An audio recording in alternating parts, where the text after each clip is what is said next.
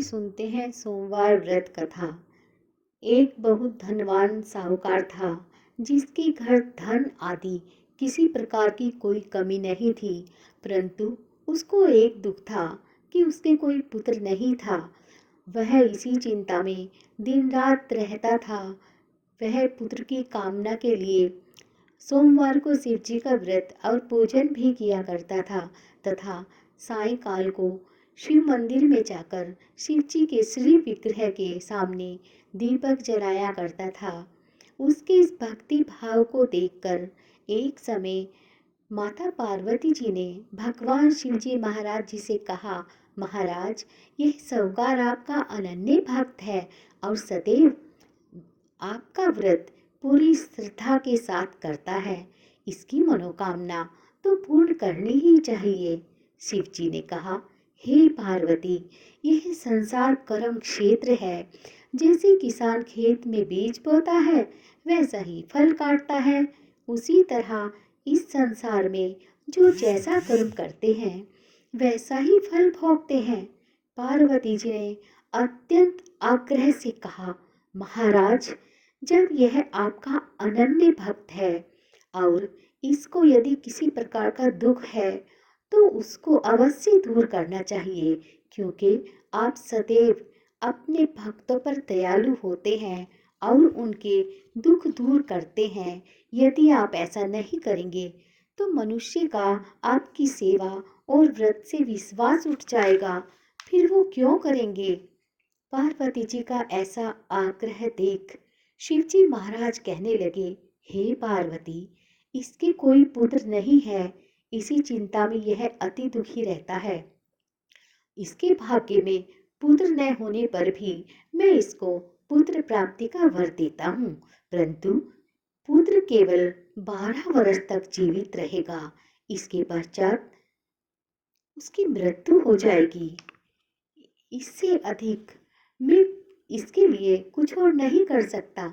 यह सब बातें साहूकार सुन रहा था। इससे उसको न कुछ प्रसन्नता हुई और न ही कुछ दुख हुआ। वह पहले जैसा ही शिवजी महाराज का व्रत और पूजन करता रहा। कुछ समय व्यतीत हो जाने पर साहूकार की स्त्री गर्भवती हुई और 10वें महीने उसके गर्भ से अति सुंदर पुत्र की प्राप्ति हुई। साहूकार के घर में बहुत खुशियां मनाई गई, परंतु साहूकार से उसकी केवल 12 वर्ष की आयु जान कोई अधिक प्रसन्नता प्रकट नहीं की और न ही किसी को ये भेद ही बताया। जब वह बालक 11 वर्ष का हो गया तो बालक की माता ने उसके पिता से उसके विवाह आदि के लिए कहा, तो वह साहूकार कहने लगा, अभी मैं इसका विवाह नहीं करूंगा, अपने पुत्र को काशी पढ़ने के लिए भेजूंगा। फिर साहूकार ने अपने साले अर्थात बालक के मामा को बुला उसको बहुत सा धन देकर कहा कि तुम इस बालक को काशी जी पढ़ने के लिए ले जाओ और रास्ते में जिस स्थान पर भी जाओ यह करते जाओ और ब्राह्मण को भोजन कराते जाओ। वह दोनों मामा भांजे यज्ञ करते और ब्राह्मणों को भोजन कराते जा रहे थे। रास्ते में उनको एक शहर दिखाई पड़ा। उस शहर में राजा की कन्या का विवाह था और दूसरे राजा का लड़का जो विवाह कराने के लिए आया था बारात लेकर, वह एक आंख से काना था। उसके पिता को इस बात की बड़ी चिंता थी कि कहीं वर को देख कन्या के माता पिता विवाह में किसी प्रकार की अड़चन पैदा ना कर दें। इस कारण जब उसने अति सुंदर सेठ के लड़के को देखा तो मन में विचार किया कि क्यों ना दरवाजे के समय इस लड़के से वर का काम चलाया जाए। ऐसा विचार कर वर के पिता ने उस लड़के और उसके मामा से बात की तो वे राजी हो गए। फिर उस लड़के को वर के कपड़े पहना तथा घोड़े पर चढ़ाकर दरवाजे पर ले गए और सब कार्य प्रसन्नता से पूर्ण हो गया। फिर वर के पिता ने सोचा, यदि विवाह कार्य भी इस लड़के से करा लिया जाए तो क्या बुराई है। ऐसा विचार कर लड़के और उसके मामा से राजा ने ये बात कही और कहा यदि फेरों का और कन्यादान का काम भी करा दें तो आपकी बड़ी कृपा होगी और मैं इसके बदले आपको बहुत कुछ धन दूंगा। तो उन्होंने स्वीकार कर लिया और विवाह का कार्य बहुत अच्छी तरह से संपन्न हो गया। परंतु जिस समय लड़का जाने लगा तो उसने राजकुमारी की चुंदड़ी के पल्ले पर लिख दिया था कि तेरा विवाह मेरे साथ हुआ है, परंतु जिस राजकुमार के साथ तुमको भेजेंगे वह एक आंख से काना है और मैं काशी जी में पढ़ने जा रहा हूँ।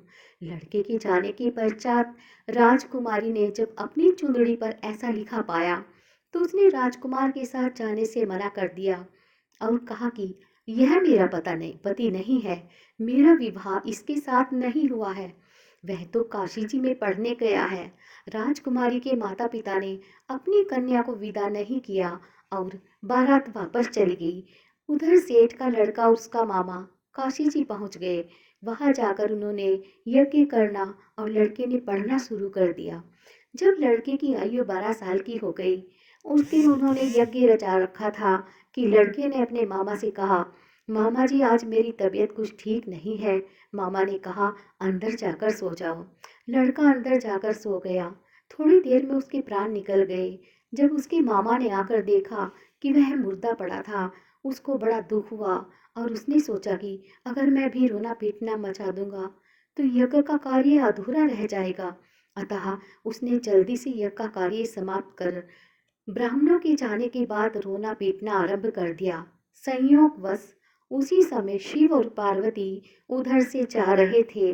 जब उन्होंने जोर जोर से रोने की आवाज सुनी तो पार्वती जी कहने लगी, महाराज कोई दुखिया रो रहा है, इसके कष्ट को दूर कीजिएगा। जब शिव पार्वती पास आए तो उन्होंने देखा कि वहां एक लड़का मुर्दा पड़ा हुआ है।